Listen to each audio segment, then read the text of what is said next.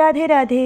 তো কাল ছিল একাদশী, তো একাদশীর পরের দিন আমাদের পাশের মন্দির থেকে অনেক প্রসাদ আসে, তো সেটাই আজকে তোমাদের সাথে শেয়ার করলাম। দেখো এখানে ভোগ দিয়ে গেছিলো, আমাদের ভোগের মধ্যে ছিল হচ্ছে এক থালা ঠাকুরের ভাত, তারপরে ছিল কিছু শাক, কুমড়ো, ছেঁচড়া, আর একটা পাঁচমিশালি তরকারি, আর হচ্ছে চাটনি এবং সয়াবিন।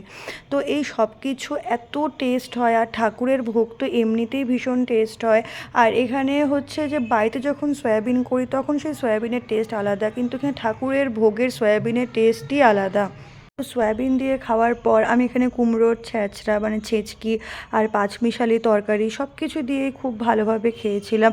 আর ঠাকুরের প্রসাদ তো এক্সট্রা করে মানে খুব টেস্ট হয়েছে এটা বলাটাও ঠিক না আর কি, কারণ ঠাকুরের প্রসাদ তো এমনিই ভালো হয়ে থাকে। তো আর সবার শেষে লাস্টে ছিল চাটনি, চাটনিটা তো প্রতিবারের মতো খুবই ভালো হয়েছিল। আর চাটনি এছাড়াও খুব ভালো হয়, মানে সম্পূর্ণ ঠাকুরের প্রসাদই খুব ভালো হয় যেহেতু এটা প্রসাদ।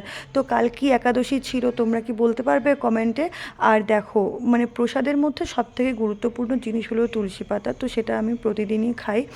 আর হচ্ছে কাল কি একাদশী ছিল তোমরা আমাকে কমেন্টসে জানিও। তো আমার খাওয়া দাওয়া মোটামুটি শেষের দিকে। আর তোমাদের যদি মানে আমার এই ভিডিওগুলো ভালো লেগে থাকে তাহলে অবশ্যই লাইক আর সাবস্ক্রাইব করে দিও চ্যানেলটাকে। আর দেখো লাস্টে আমাদের বাড়িতে ছোট্ট একটা কুকুর ছানা রয়েছে, ওকেও আমি একটু প্রসাদ দিয়েছিলাম, ও খাচ্ছিল। So that is it for today. Okay bye, Radhe Radhe.